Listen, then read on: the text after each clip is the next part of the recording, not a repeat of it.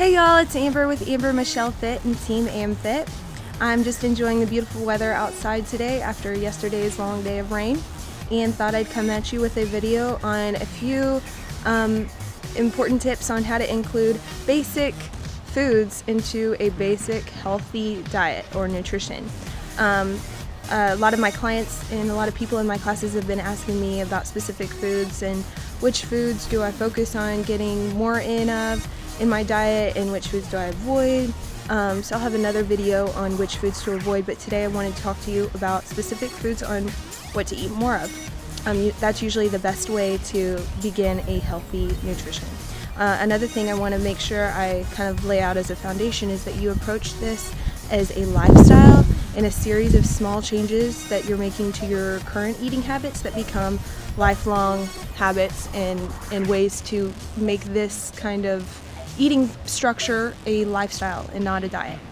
That being said, one of the first groups I want you to focus on is vegetables. So I might sound like your mom when you were a kid, but definitely get more vegetables into your diet, and it can be all kinds. So think variety, think colors, think broccoli, green beans, bell peppers, asparagus, cabbage, kale, parsnips, carrots, let's see, cauliflower is one of my favorites, pumpkin is one of my favorites, squash, lots of different kinds of squashes, zucchinis, eggplant, cucumbers, mushrooms, onions, garlic.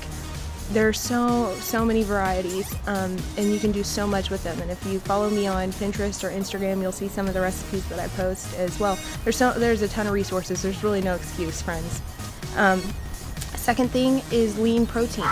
And with lean protein, you also want to focus on a variety of lean protein. It does not all have to come from meat. So think egg whites, beans, lentils, also like fat-free cottage cheese or fat-free yogurt. Those are good options. Just make sure you get the plain kind or varieties that do not come with a bunch of additives or artificial ingredients. And when the stuff that you do get from meat, think lean white meat for the majority of the time. So chicken breast, tilapia, codfish, swai, tuna fish is good. It's a convenient one as well. Turkey breast, so extra lean turkey breast, just make sure it's the white meat, not the dark meat. And then shellfish is a good option, so like shrimp and crab and lobster.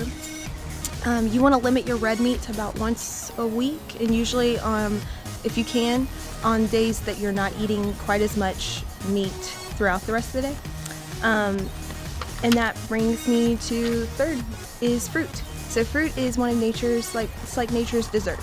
So most people don't have a problem getting a little bit more fruit in, and especially if you're new to a healthy diet or a healthy nutrition, think you can go all out on the fruit. All right. So yes, it is sugar, but if you're facing, a choice whether it's between an Oreo or an apple, go with the apple. So we're saying, let's see, like berries, strawberries, blueberries, raspberries, blackberries.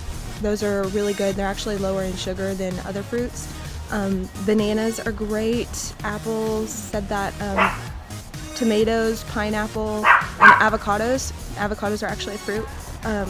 Which brings me to the next group, which are healthy fats. So even when you're trying to cut fat, when you're trying to implement more fat loss, you're trying to lose weight, which a lot of people are, you definitely want to include healthy fats.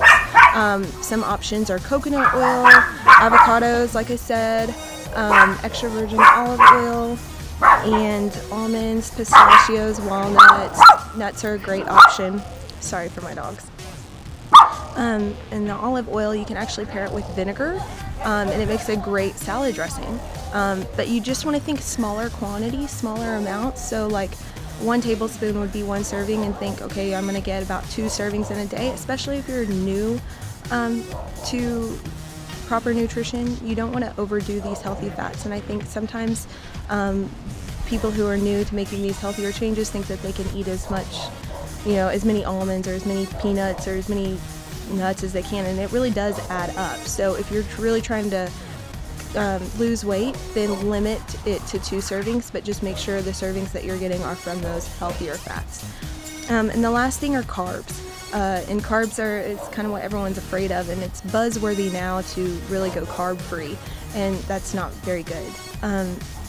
It's important to just make smart choices when it comes to carbs, and think fiber. Fiber is going to be your best friend when you're making your carb choices.